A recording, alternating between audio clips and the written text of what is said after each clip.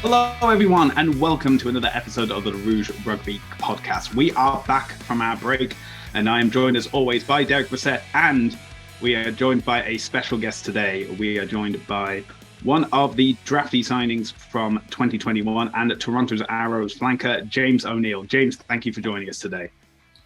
Thanks, Stu. Huge fan of the show, and thanks for having me on. Pleasure to have you here. So, whenever we do one of these interviews, we always start with the same questions. So, James, we want to know what got you started in rugby? Yeah, so pretty boring story, unfortunately. I was just in my hometown, Cochrane, Alberta, and there was a indoor touch rugby league going on in town, and my buddy at the time brought me along to the session. And then that was basically it. I started playing in Cochrane with the Cochrane Coyotes. They're no longer a thing. Now they are the Bow Valley Grizzlies. But then since the Coyotes folded, I had to move into Calgary and play there. So I started playing with the Irish, originally Calgary Irish, but then moved on to the Calgary Canucks where I am currently. And I actually just played with them a couple of days ago. So that was fun to be back in town and playing with the boys and seeing some friendly faces. So.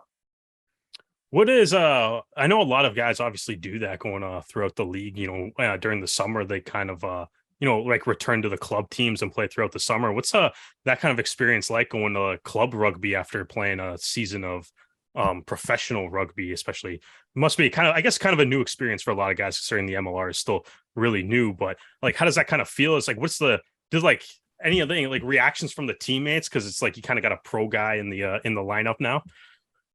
Yeah, it's always funny. Like some people will hype it up more and make it a bigger thing than it is. I mean, I'll kind of do my best to kind of deflect that sort of attention and just focus on the game and just get back to playing rugby, to be honest. For me personally, just really fun being back, and to be honest with you, just really reminded me about why I love the game and all the cliche stuff you want to everyone's heard all the time, but it's true, right? Like that's where it started. And just seeing some of my friends that are still there that I play with in the age grade system and all the rest of it, and it's just exciting, and it's just comforting to know that you always have a home where go around the world, play wherever, but I can always come back to Calgary and always have a place with the Canucks. So honestly, just that enjoyment of the game, I think.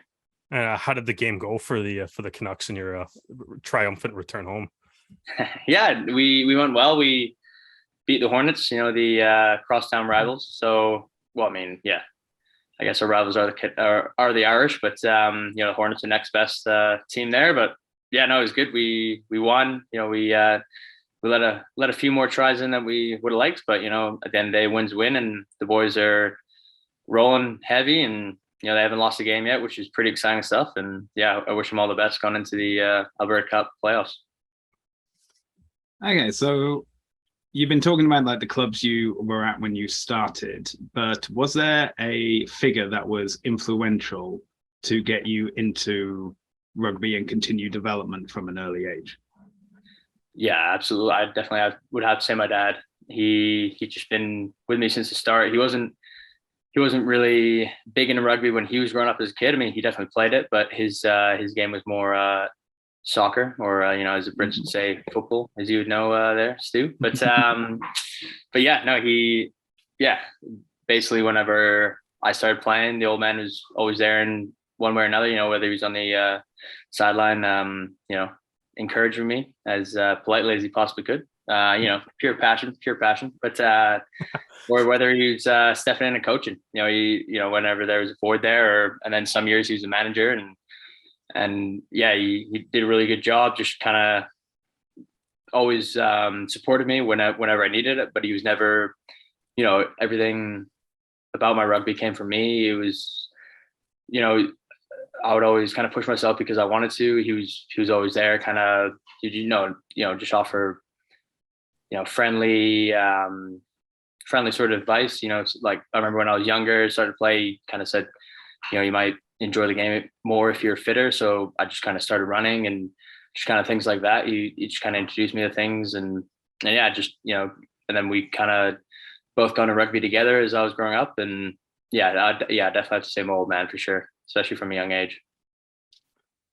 And so obviously, if you're getting into rugby from your dad, and you keep saying like after you started playing at a young age, is there anybody that you really enjoyed watching, or was kind of like influential, I guess, as maybe a little bit of a rugby hero or anything to you as you were kind of growing up before maybe deciding that the pathway to professional rugby might be the best career path for you?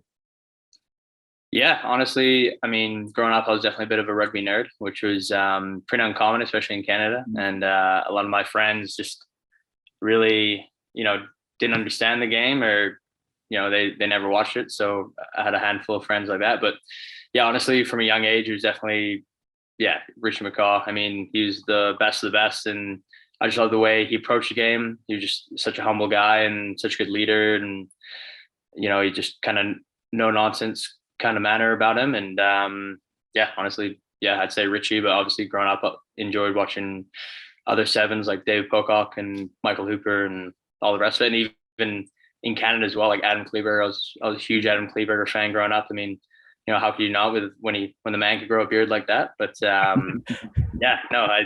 definitely started following the sevens from a young age and kind of seeing what they're all about. And definitely fell in love with the position that way. I was gonna say, so like obviously two things there. One, I'm pretty sure the ability to grow a beard was a requirement to be on that 2011 World Cup team. But also secondly, it's like you just gave a massive list of open side flankers there. So is that kind of like, have you ever played another position, or have you ever, I guess ever since you were a kid, you were like, I'm wearing that sevens jersey and that is all that is I am going to bother putting on? Yeah, I mean, I the first game I actually ever played, like club game, U12, I actually played as scrum half, believe it or not. But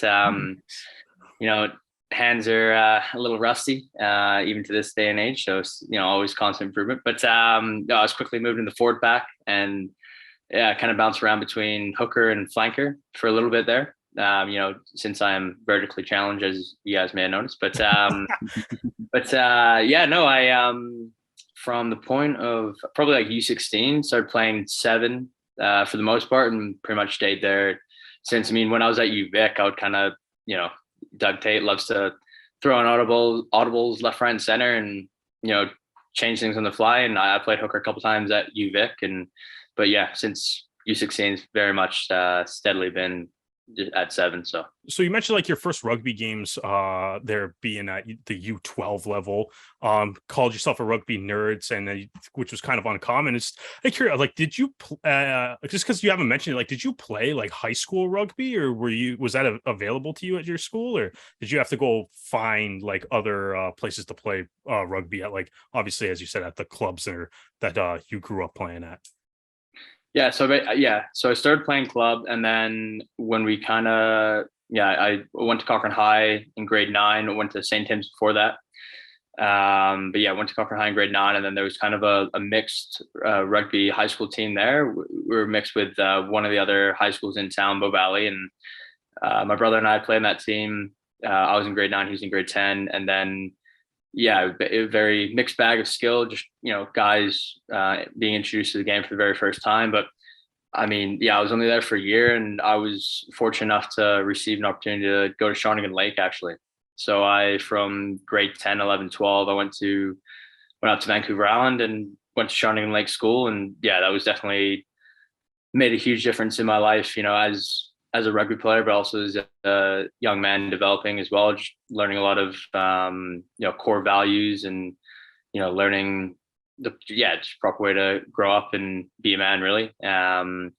Definitely a few coaches there, like, Tim Murdy and Gary Duclos, to name a few, David Robertson, Andrew Monroe, who's also part of that 2011 World Cup team, except fortunately, man can't grow a beard. So, but he was a back. So, we'll give him the exception there. But so I was very fortunate to go Shawnigan, and honestly, I think that's really what was the catalyst at the end of the day that really kind of kickstarted my rugby and pointing it in that direction. I mean, I said all the time, I don't know if I would have gone to university if it wasn't for that exposure at Shawnigan, and then obviously going to university, getting a chance to go to UVic, and play the Vikes and learn from the mighty Doug Tate. So, but yeah, no, I was lucky enough to kind of have the ability to go and play.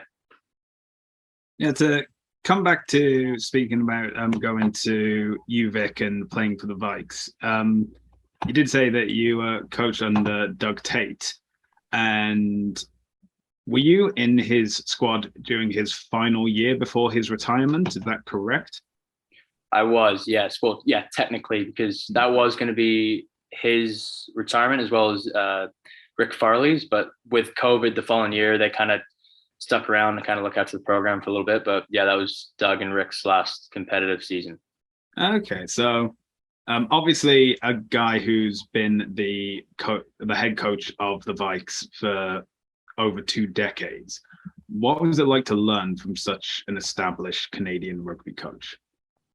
Yeah, it was amazing. First and foremost, Dougie's just great man, great individual. He kind of just takes the time to get to know every individual player. I mean, at times it'd be 40, 50 of us on the roster. So there's quite a few of us, and he would take the time to get to know everyone and figure out, what makes everyone tick and what's important to them.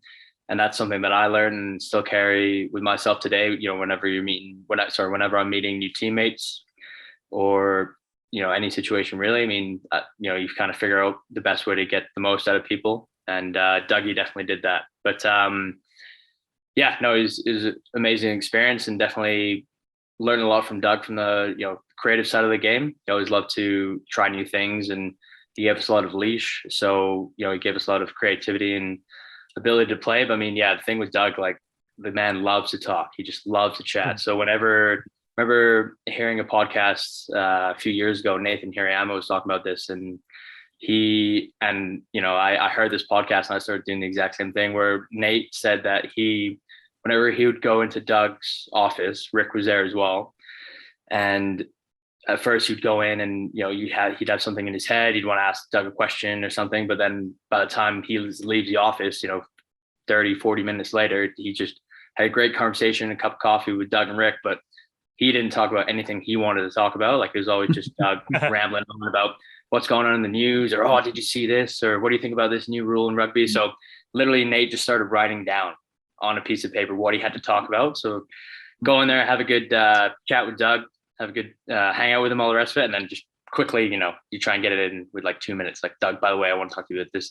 And yeah, started doing the exact same thing. So yeah, it was always a fun time with Dougie. He knew how to work, he knew how to push us, and we worked hard for him. But he also knew how to have fun as well. So. Yeah. And what was maybe some of your favorite moments of playing for UVic, or just enjoying, the Canadian university rugby scene as a whole? Yeah, I mean, it was definitely a cool experience. Just, especially when I got there, it was kind of a few older guys were kind of aging out. And at that time, UVic was very much still hotbed for Canadian rugby. I mean, before the MLR and all the rest of it, the Vikes were actually a club team. So guys would kind of go away, play for Canada, and then they come back and play for the university. So you'd see a few legends walk around the halls, and, you got to meet certain guys. But I think a lot of good memories at UVic and a lot of good times with the boys. But yeah, I definitely have to say that 2019 year and just winning that championship for Doug and Rick in the end was, definitely would top the list, just because it was something we'd been talking about since the summer, and we hadn't beaten UBC in 6 years, and basically it was our last shot to get it done for them, and the boys all turned up, and we were able to get the job done for them. So, and it was a great time. So in 2019, Rugby Canada reintroduced the Pacific Pride, and last year we also had the inaugural Coastal Cup competition. And as someone in the Pacific Pride, you were also selected as captain by Jamie Cudmore, the then head coach. So what was it like to take on this role as the captain for the Pacific Pride, as well as compete in this, brand new 7-team tournament with a mixture of university teams and, semi-pro to professional outfits? Yeah, I mean, it was amazing. You know, it was definitely, obviously I missed playing with you, Vic, and at that time I actually had, well, technically I still have another year of eligibility with the Vikes, so maybe I'll go back and do my master's or something. But at that point in time, I had, still had another year of eligibility, and I, just decided it was best for me and my rugby to leave and go to the Pride in my last year of university. So yeah, I just felt like the Pride was just the next step that I had to take in order to kind of push over to MLR and push myself in my rugby development. But yeah, it was a tough decision leaving the boys for sure. But I mean, and obviously getting selected as captain as well was, a huge honor and definitely something I wasn't expecting, just because there's so many outstanding members of that squad. And yeah, not gonna lie to you, like it was definitely a challenge more so than at UVic, just because at UVic I'd been there for about 4 or 5 years, and 5-year degree, shout out. Went at UVic, I had all that time to kind of build those connections and develop those relationships. So, when it was time for me to be captain, it was a lot easier transition. But where with the Pride, I kind of came in, you're meeting guys for the first time, you want to get the best of the guys, you want to get to know them best you can, but then, you also don't want to step on toes, you don't want to come on too strong. So it was a good challenge for me, just kind of figuring out that balance. It was a good experience, and I really enjoyed it. And the second game in the Coastal Cup, or the second round, I should say, was the Pride versus UVic. So obviously facing off against the guys that in the kit that you used to wear. Was that a difficult game, or were you able to get your head screwed on and focus on what the Pride needed to do? Yeah, not gonna lie, it was definitely a weird week of prep. Just think about that and kind of just preparing for the game best I could. But by the time I got to game day, I was definitely ready and ready to go. But it's definitely tough trying to keep a straight face when you had guys like Nathan Yu and Gabe Casey just in your ear chirping you every chance they got, and then there's a few love shots as well every time I touched the ball. And there's one point where I was held up. I can't remember who's holding me up, but then Ethan Hager just ran in and absolutely smoked me. Just biggest hit I've ever seen him make. It was fun, and it was good to play against the guys. I mean, obviously it was kind of weird as well, but I mean, I was able to kind of get the job done and stay focused. So. What are your kind of just your thoughts on the Coastal Cup competition as a whole in its first year? Kind of seems like the idea for it seems to sort of be like, I guess, kind of a bridge for a lot of guys between that club university level and maybe making the jump to either say the national team or professional rugby in the MLR. Yeah, I think the Coastal Cup is a brilliant thing. It obviously last year was its first year, and there was quite a few guys on the ground put in a lot of hard work to make that happen. I mean, I don't know all the names, so I'll just leave it at that. But I thought it was an amazing competition, and there was, they were got like Regan O'Gorman who's playing for Van East, and then you had like Ollie Knott and George Barton playing for the Tide, and then UVic and UBC are always good squads, and they have a lot of talent sprinkled in there coming through, and then also Trinity Western as well. I know that they didn't win any games, but they still stood up and they still competed hard, and you could just tell that there's a tremendous amount of growth in that squad. Unfortunately, I found out that it sounds like the Coastal Cup isn't coming back this year, which is crazy. Kind of blew my mind, and it's just really, really tough to see because obviously, everything in this country we gotta work on getting better and developing, and I thought that was just such an outstanding tournament and such a good place where we could start that rebuild. But it's just a shame to see that it's not coming back. I mean, hopefully it'll be back in the future, but I really enjoyed it, and it was a great challenge. It was definitely higher level rugby than the BC Premier League. Kind of had the best of the best. I mean, obviously I know it's tough where the clubs in the first half of the season struggle because a lot of guys are off playing that Coastal Cup, but I think it's personally, I believe it's a necessary evil that kind of has to happen, but hopefully see it back one day. That's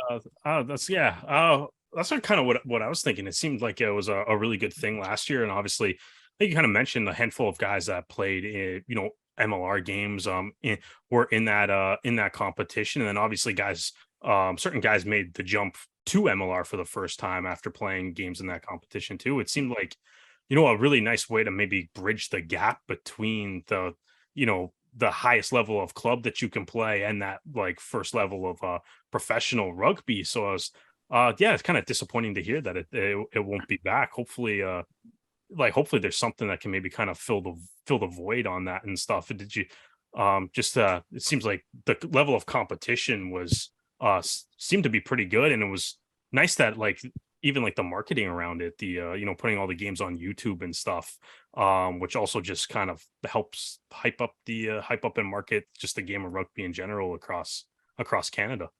Yeah, absolutely. I mean, yeah, 100%, Derek. Like you touched on a lot of good things there, and one thing for sure, right? Like in the MLR off season, right? If players aren't off playing international, then it's kind of the perfect way to come back and play a few games, get a few games in your belt, get the game fitness back, and then then you have a month off before the preseason to do your final training and prep. But and then also on the other hand, right, there's great exposure to players come through the ranks who are developing, and they actually get to lock horns with those MLR players and kind of see where they're at, where their ability is, and great test. So yeah, honestly, in my head, it was a win-win, but hopefully it'll come back one day. Absolutely.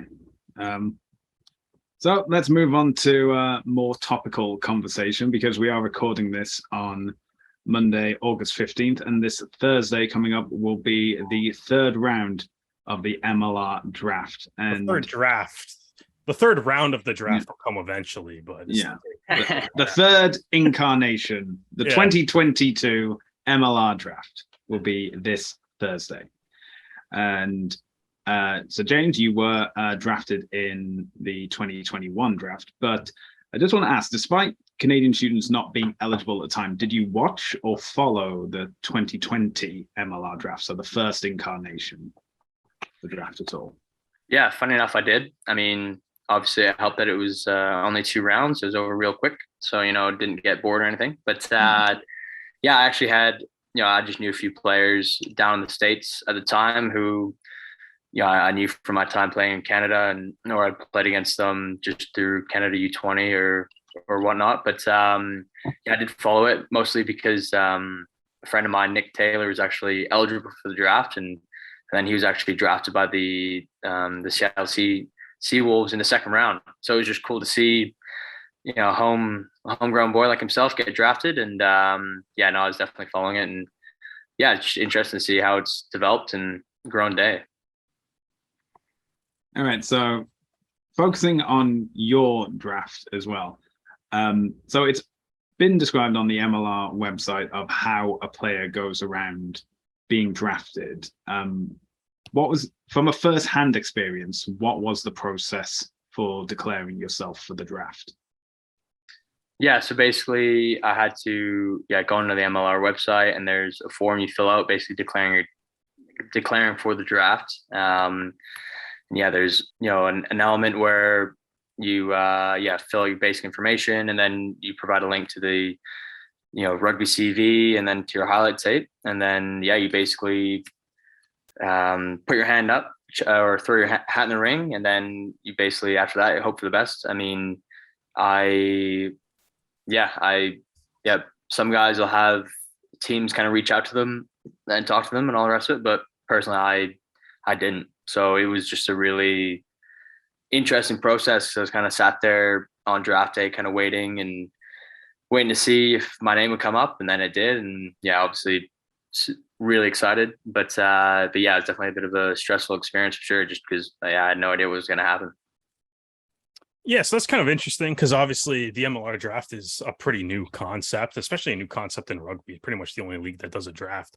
And obviously, like others, people that follow other sports in North America are kind of familiar with some of the absurd questions and stuff that teams ask some of the draft picks, or some pretty famous ones that float around out there. But so like it sounds like though you kind of had that like minimal contact with the 13 teams across the league.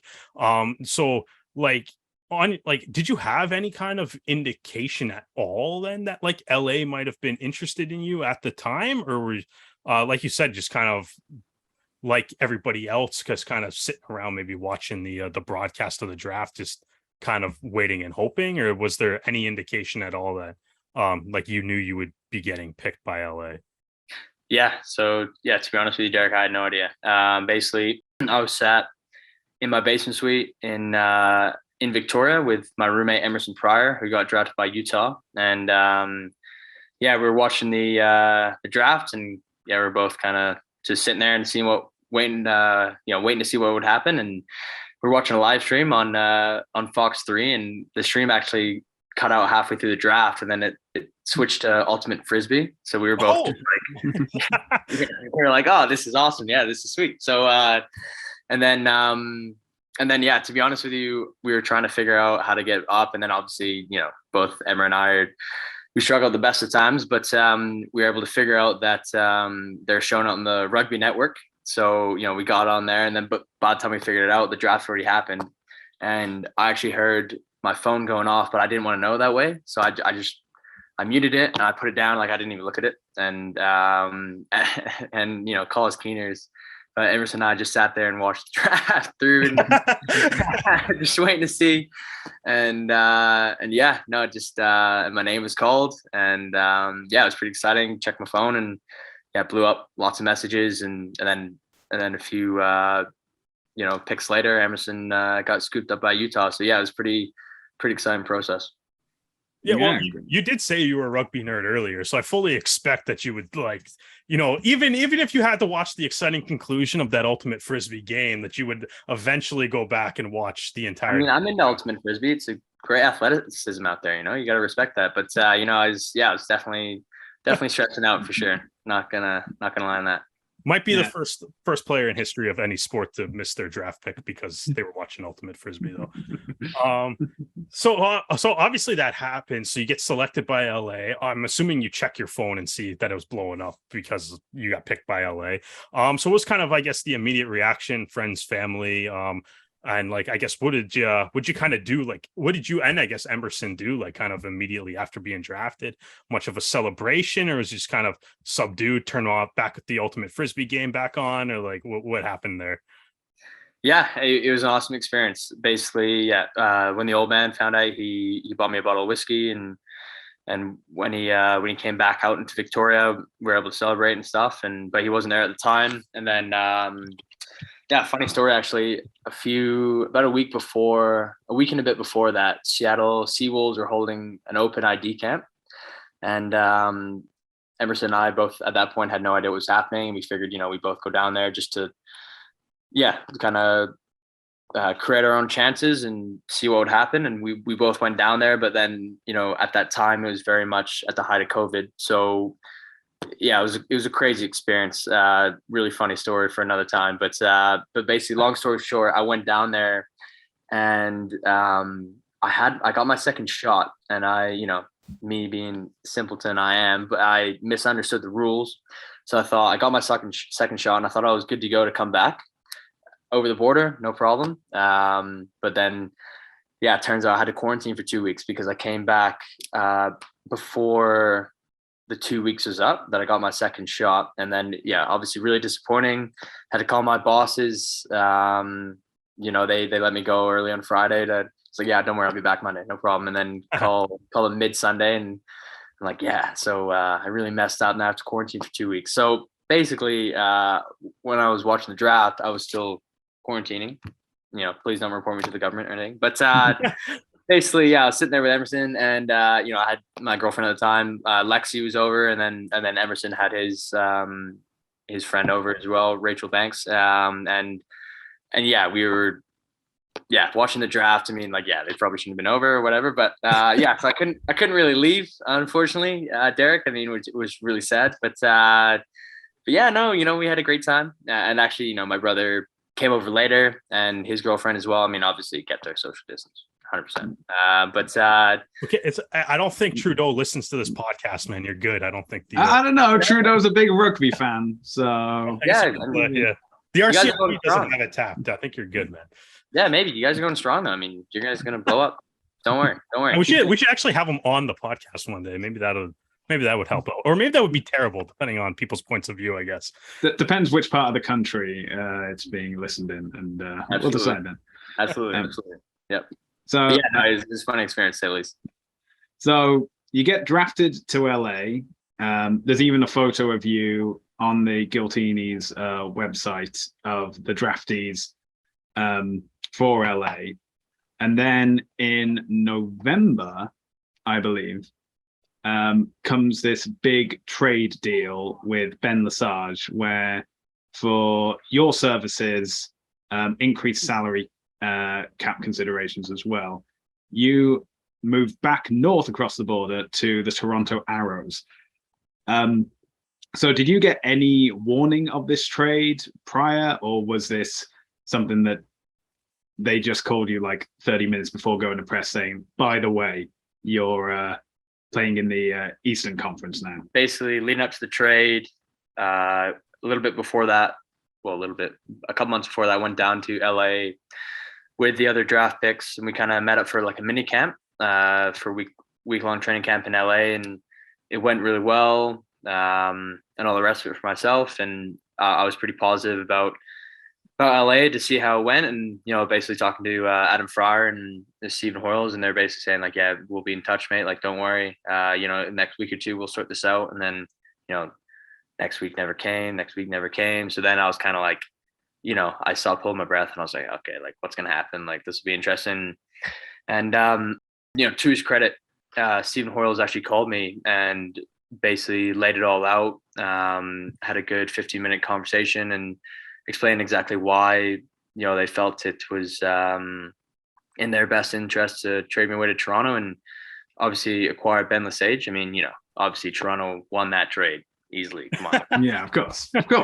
No, definitely not. But no, like, and it happened, and obviously LA would have been a cool place, but I mean, I was still really excited to land in Toronto, especially in a Canadian market. And it's funny as well, just because Ben and I are actually from the same club in Calgary as well. So yeah, just a small world. But no, yeah, and it was just funny to see how it went down. But I totally understood all the reasoning from both sides, and yeah, again, I was happy to land in Toronto. So we're glad you're here. Yeah, I was going to say Toronto definitely won that trade. I mean, I think we have audio evidence of saying Toronto won that trade. I think at some point, right, Stu? Absolutely. At some point, there's on record. It's definitely on record now.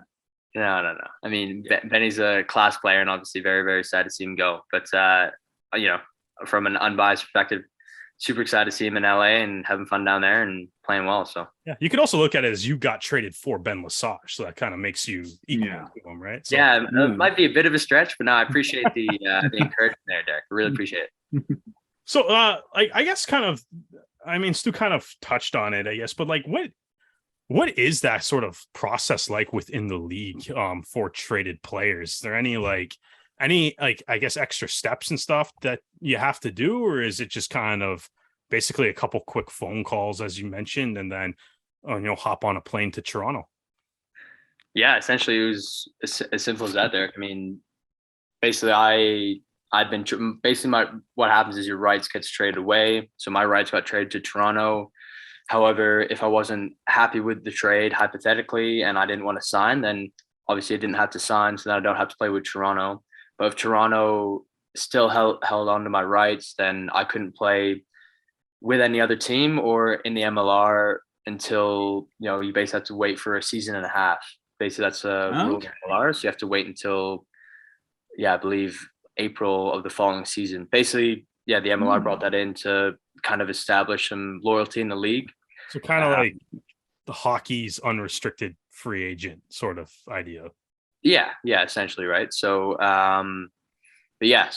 hypothetically, if I didn't want to play in Toronto, then I could have said, no, I don't want to play here, sign or trade me away, or I'm not signing, and they could have 100% held on to me. So, but yeah, it's just interesting to see how that goes down. So obviously, like, the Toronto Arrows are involved with Rugby Canada and the Pride program as part of that. Did you have any indication at all from them that they were I know you said you didn't really talk to any teams before the draft, but do you ever have like any contact with the team that they would possibly be interested in you before making that trade? Yeah, no, I didn't actually have any communication with the Toronto Arrows. I when I got there, I was obviously, like poking a bit of fun and stuff, and just saying, "Oh, I can't believe you guys, didn't draft me," and all the rest of it. But they're the boys are, and obviously the management, they're saying that they're keen on drafting me, but got scooped up by LA before they could get to me. But yeah, no, to be honest with you, I had no communication prior or anything. But I mean, I'm sure they had their hands full and looking at so many draft picks and all the rest of it, right? So Yeah, no, I'm just it's kind of interesting just because like from like I guess that fan outside point of view, especially this past season was the first time like we as fans actually got notified of what the trades were. The MLR kind of upped their game as far as like the transparency and like league transactions and stuff. So it is, to me, it's just kind of one of those things that's interesting to talk to guys that have been traded because I think in a lot of the other established sports leagues and stuff, people kind of have a general idea of like, if an NHL player gets traded, we all kind of know what happens in that sort of situation. But like the MLR is, obviously a new league. So it's really cool to kind of hear like the perspective of guys that are going through the draft or have gone through the process of a trade and kind of see like what that is like in the growing league. yeah, 100%. It's just exciting as well that you mentioned that, MLR is the only rugby league in the world that has a draft process. And I think it honestly makes things very interesting, and it definitely makes it more appealing to a North American market, right? So yeah, no, it's just interesting to see how things have been, and it'll be interesting to see how things grow over the coming years. Yeah, absolutely. And obviously, as a result of that trade, you did play your first professional rugby season with the Toronto Arrows. And just kind of, maybe we'll just start off a little bit general with this. Just kind of like your thoughts on the season as a whole and how you went during your first year of pro rugby. Obviously you got plenty of starts, scored some tries, looked really good at the breakdown at certain points of time. How did you feel during your first year of pro rugby? And what was that kind of experience like? Yeah, to be honest with you, coming into it, I was pretty nervous, and then especially nervous and excited, and especially seeing the roster that Toronto had. I mean, our back row was absolutely stacked, right? You had Siaki Vikalani, Lucas Rumble, Thomas De La Vega, Mason Flesh, Kyle Bailey who could play in the back row or the second row. So to name a few. So and then obviously Ollie Knott as well. I mean, so basically I looked at those names and I had no idea where I was going to sit. So basically my mindset coming in the season, I just decided that I was going to throw the kitchen sink at it and just give everything I had in the preseason and kind of see how the chips fell. And then, yeah, I was fortunate enough to find my name on a few of the roster sheets. And yeah, I mean, when that happened, again, very, very exciting, but at the same time, it was kind of that next step, right? And then as my mentality going into it, it changed a little bit because when you start getting your name on the roster sheet more times than not, then I feel like your mentality around maybe the locker room, around the team, or certain things just have to change a little bit. I think it's kind of you have this responsibility to step up a little bit as a player, and kind of make sure you're doing everything to kind of push the team in the right direction, right? So I mean, yeah, I was super fortunate to play lots of rugby this year. Definitely wasn't expecting to play that much, and it was a great experience.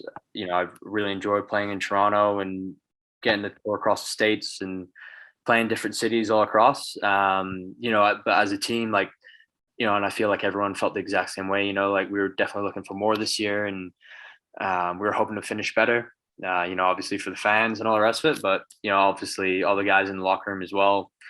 But just that's just the way it goes sometimes. And I know we're building to something pretty special in Toronto, so just got to keep working. So, but yeah, no, I really enjoyed it, and it was a very, very exciting rookie season.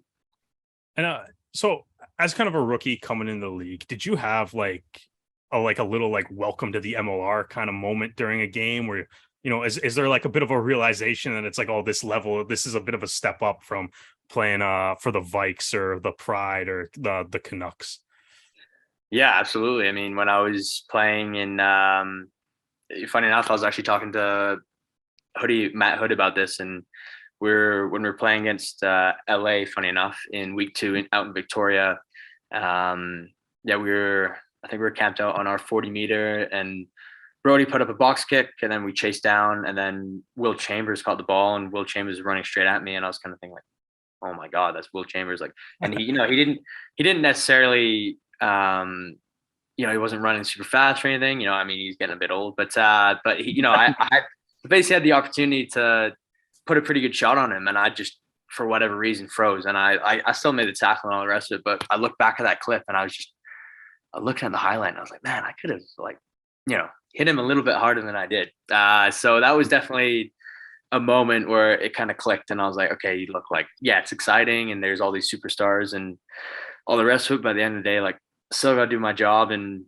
I just definitely did a lot of work to kind of get out of that like star-studded stars. Yeah, kind of like that moment, right? It's like seeing guys from overseas, and yeah, I mean, yeah, it's a cool league like that, right? It attracts a lot of big names. So, but yeah, that was definitely my hey rookie, welcome to the MLR moment. So I guess does that kind of like combine with, I guess, a little bit of the rugby nerd thing that you've been kind of mentioning? Was there any games when you got that arrow scheduler kind of circling? It's like, oh, hey, I'm going to get to play that guy. Yeah, absolutely. Right. I mean, looked at the schedule, and unfortunately didn't have the opportunity to play against San Diego, because then, obviously Mike Smith at the end of the season, definitely established himself as a starting 7, and rightfully so, right? Like, that guy is like one of, if not the best 7 in the league at the moment. But I mean, obviously them having Chris Robshaw on the roster as well. I mean, I would have loved to go head to head with Chris Robshaw. I think that would have been a really, really cool experience. I mean, obviously growing up and watching rugby, and now he's in the MLR. But to be honest with you, a name that I was really looking forward to playing against was Andrew Guerra down in New Orleans. I mean, I have so much respect for that guy, and just how hard he works, and just his mindset behind the game. I mean, I know he was really unlucky last year. He suffered a ACL injury when he was playing for the States, but no, I was definitely, and I didn't even play in either New Orleans game, just the way it worked out. But that definitely would have been someone I would have been looking forward to playing against, just for the challenge, more or less. But yeah, hopefully he comes back healthy this year, and hopefully get the opportunity. I gotta say, was it strange to have been playing for the Vikes and UVic, then the Pacific Pride on Vancouver Island, then to eventually be signed by Toronto, only to have your second game be right back in Victoria at Starlight Stadium?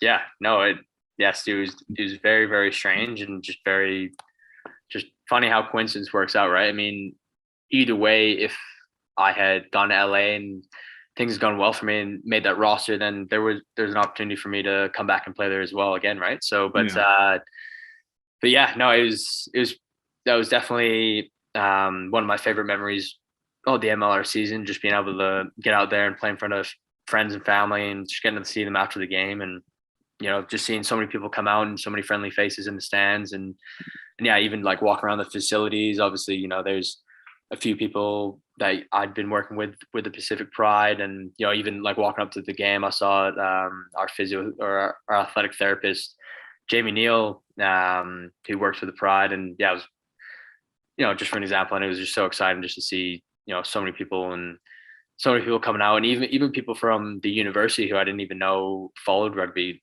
came out and watched the game and all the rest of it. And so yeah, it was pretty funny, and I don't know what's going on, like whether or not there's just some sort of magnetic pull to Starlight Stadium for me, or I don't know what's going on. But yeah, definitely played a lot of rugby there over the years.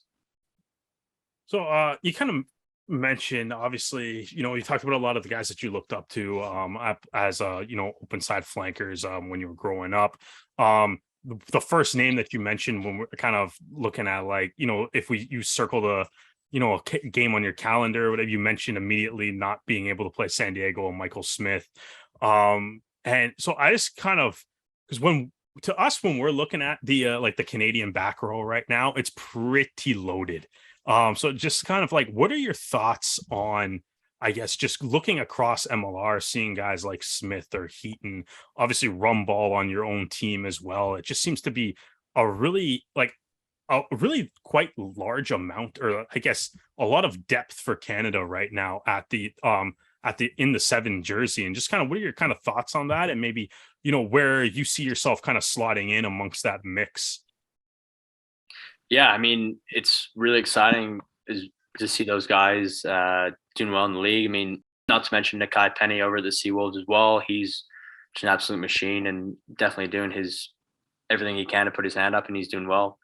But yeah, no, I think it's just great that we have a lot of depth in that position, a lot of competition. And yeah, obviously I've a lot of respect for all those guys. And I mean, especially coming to Toronto, right? I was super lucky to have Lucas there. And, there's a lot of practices where I would just pester him afterwards, just like, hey, Lucas, hey, Rums, let's go do some breakdowns work and all the rest of it. And I could just tell, like, by the end, he's just like, oh, leave me alone, you stupid rookie. But no, like, Rumble was always there. And, he always put his best foot forward for me. And I learned a lot off him. And that's something I'll always really appreciate. So, no, it's just great to finally have a somewhat domestic competition where we can play good games week in, week out and challenge ourselves. Yeah, to be honest with you, I don't really know where I rate amongst those guys. I mean, they're all classy operators and, great. They work really well around the breakdown. So, the only thing I can really do is worry about my own game and,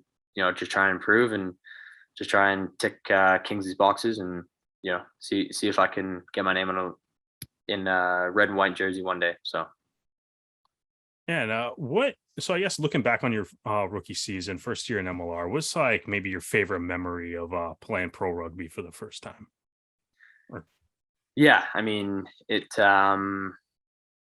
I would say, yeah, definitely playing in Victoria would definitely be number one, just because it was such a cool experience. And especially I had, my dad out there and watching the game. And I know, my mom was over in England watching the game as well. And so that was a really good experience. I got to see my brother as well after the game. Then also playing in Utah as well, just, get my first start. And yeah, I mean, Pete called me up early in the week and, unfortunately Thomas De La Vega suffered an injury and just wasn't ready to start. So basically going in and I was super nervous leading up to it and, did tried my best in practice and all the rest of it, just kind of keep together and all the rest. But yeah, no, it was a really cool experience running out and just with the 7 on my back. Really, really cool experience. But yeah, honestly, another great memory of mine is definitely during the second bye week when a group of us went down to Nashville just for a little, education trip and a little bit of, training camp work down there and, a lot of hard work down there during that week off. But no, yeah, it was just a lot of fun. But yeah, I'd say probably playing wise, probably playing in Victoria and then also playing in Utah. Yeah, you guys definitely just went to the gym and like checked out some museums and stuff in Nashville, right? That was cultural significance. Sit in some classes at like Tennessee or something like that, and just to kind of enjoy that. That's right. And in bed by 10 p.m. every night. Absolutely. There you go, Stu. You nailed it. I was just about to say that. In bed 10 p.m. Early risers, got to get up with the sun, and yeah, it was good. It was good. A lot of improvement made that week. So. I love that you appear to be under the impression that the RCMP and Pete Smith listen to this podcast. So that's always good to hear. Oh man, Pete Smith definitely listens to this podcast. Like, don't fool yourselves on that, guys. But yeah, no, that'll be good next time I see him. But yeah, it's good. It's good. Perfect. And I guess obviously Arrow's been kind of busy this offseason and stuff. A couple new signings coming in, players being re-signed. Any sort of kind of thoughts on any of the moves the Arrows have made and where you guys are I guess are heading as into the 2022-2023 season? Yeah, I mean there has been a lot going on, obviously, but yeah, it's exciting to see Sammy Malcolm back and Mitch Richardson back, and then obviously the Arrows signed that new fella from Australia. Really sorry I can't remember his name at the moment, but I mean Nick Ben. Nick Ben. Yeah. He seems like a great player and honestly can't wait to meet him. So yeah, I think obviously the Arrows are moving in a good direction and a little bit of rebuild for sure, but I think we'll be in a good spot and pretty excited. And just exciting week to week just seeing these new signings and finding out which of the boys are coming back and all the rest of it. And yeah, so honestly, just excited to have the roster finalized so we can just focus on playing and getting after the season. All right. Well, unfortunately, rugby isn't everything. It's the main thing, but it's not everything.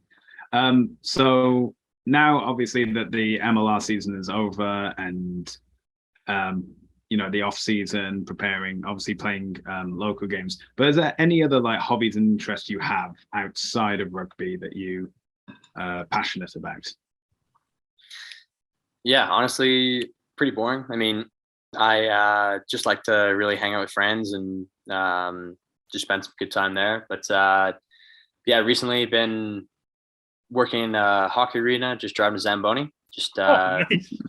just keeping keep the paychecks coming in. I did that when I finished high school. I came back to Cochrane for about 6 months to learn how to do that, and yeah, it's a handy skill to have. Just kind of walk up to a rink and apply, and the rest is history. But yeah, honestly, it's nice just to kind of be back in Western Canada and kind of see some old friends and all the rest of it. I mean, yeah, I'm not a huge hunter and all the rest of it, but definitely would like to get into that and that kind of thing if I had more time and more time in my hands. But yeah, no, I obviously and honestly as well, I enjoyed reading as well. Sorry, I'm struggling over here, but I'm gonna pull it back together here. Holy, yeah, I enjoy reading as well. It's always a nice pastime as well. But yeah, definitely do my best to show up for rugby and just have some, share some good times with some friends and just hang out with the important people in my life. So Nice. So obviously, I think you're the first Zamboni driver that we've had on this podcast. So I feel like I have to ask a couple extra questions. So right, I'm assuming. I'm assuming you're a big Flames fan then, growing up in Calgary. So absolutely. Any thoughts on? We asked about the Arrows off season, but the Flames off season has been absolutely wild right now. So any thoughts on obviously Gaudreau leaving to Columbus, and then absolutely wild trade, probably like the biggest trade in 20, 30 years as far as just names that have been dealt. Kachuk goes to Florida, but you get Huberdeau and Weegar back, plus a whole lot of draft picks and stuff too, who I can't actually remember who the Flames used those on, but that's not besides the point. So just, thoughts on Calgary's off season. Yeah, careful, Derek. You're gonna get my blood pressure going here. But yeah, no, I mean initially, right? Like you see Johnny Hockey and Chucky leaving. Yeah, that was tough. That really hurt.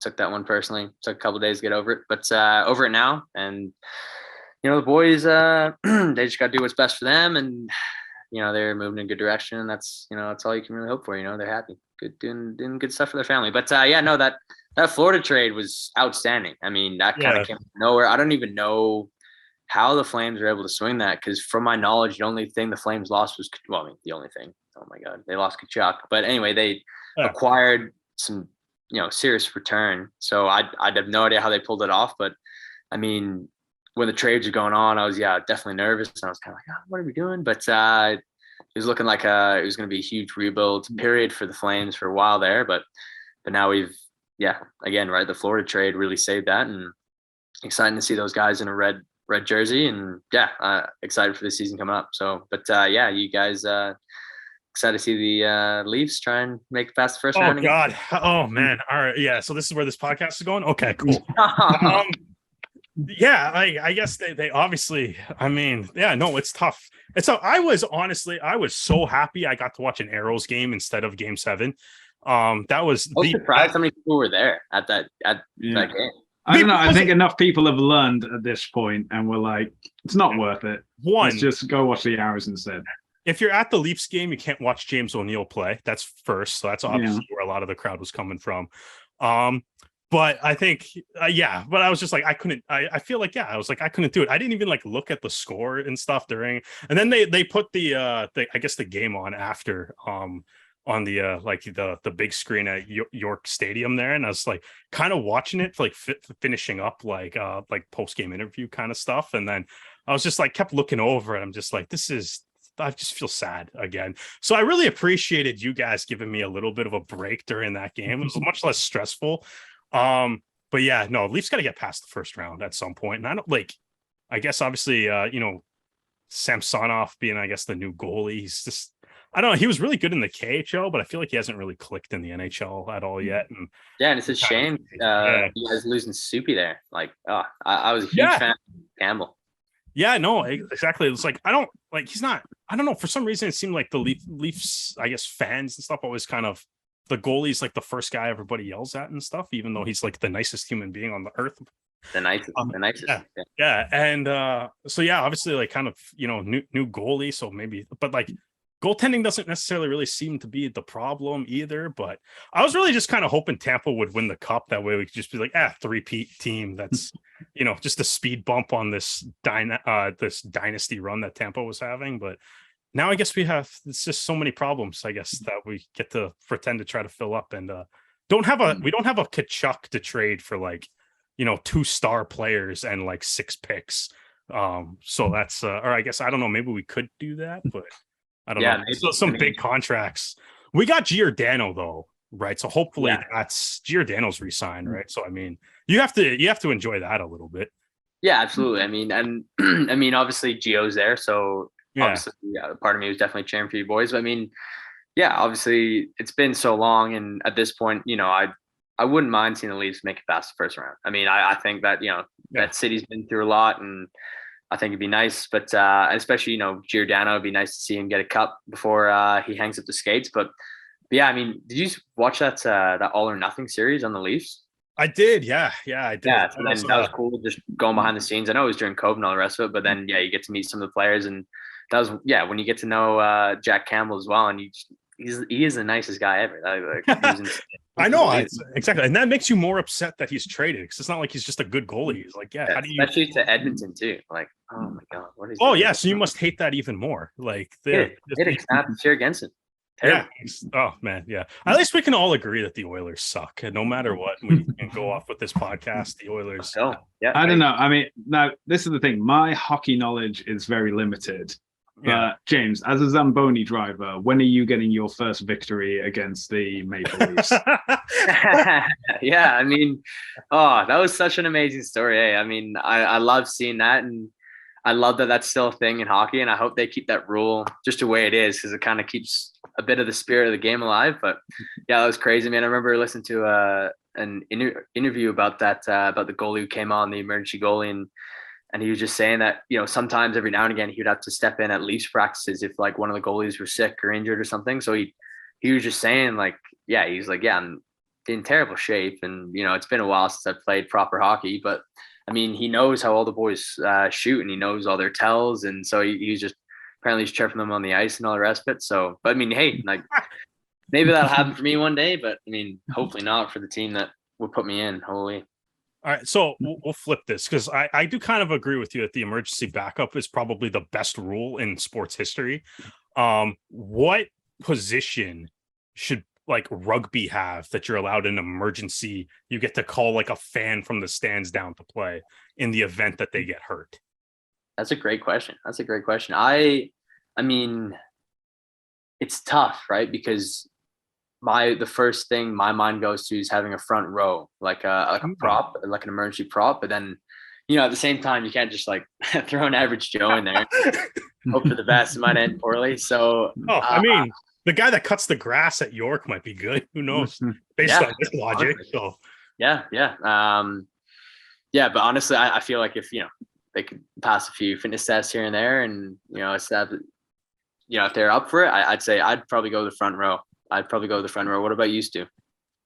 Well, some of those water boys that Toronto have had for like last season, I think if you could get someone to replace them and get them on the pitch, I'm sure that'll turn around pretty well. So absolutely, that's a position you replace. You replace the water boy, and then the water boy replaces whoever's on the pitch. It may be Sam Malcolm coming in the second row or the front row, but if you just need someone there uncontested, I think that's the safest way you can get people from the stands into the games. But that's about it. True, but I mean, honestly, if you had to put Sammy in a scrum, I'd back him to be in a contested scrum all day. I think he'd well, I mean, the guy has played fly half and scrum half in the same game this past season, so I don't put it past him at all. Yep. Very impressive. What about you, Derek?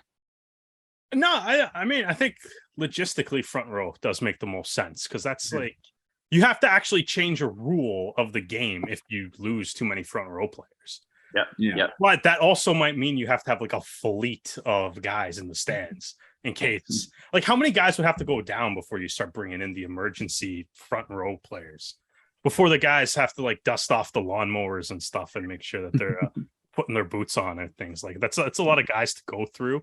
I mean, I guess scrum half, fly half, I guess would be the next closest ones. But yeah, front row, I guess makes the most sense because you literally you can't do a contested scrum without them, right? So that probably does make the most sense. You probably might have to, I don't know. I guess I remember like I think the Erie Otters, like I don't know, it's probably a while ago, but like might even be like either while McDavid was there or pre McDavid, they ended up using like an injured centerman or something as an emergency backup goalie or whatever. So I feel like prop might be hard just because it's like you can't just get like you can't stick anybody at prop, right? So that might be you need more emergency-ness. Whereas the goalie, you can at least throw like your center or your Zamboni driver in there, right? So it's fine. So prop and you hope it's a couple of tops. But no, we're trying to logic this out. It's a very serious question. So big brains here. Big brains working together.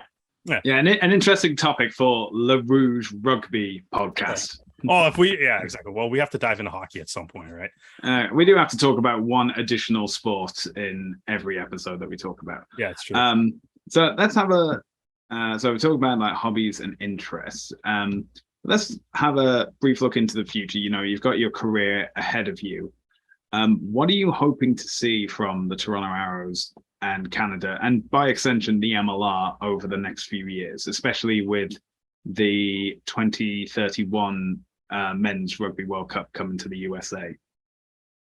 Yeah, I mean, that's super exciting, right? Seeing the World Cup come to North America. Well, I mean, obviously it's based in the US, but just south of Canada. And yeah, it's very, very exciting. I mean, really, really hoping that Canada can be a part of that. I think moving forward, it'd be really nice.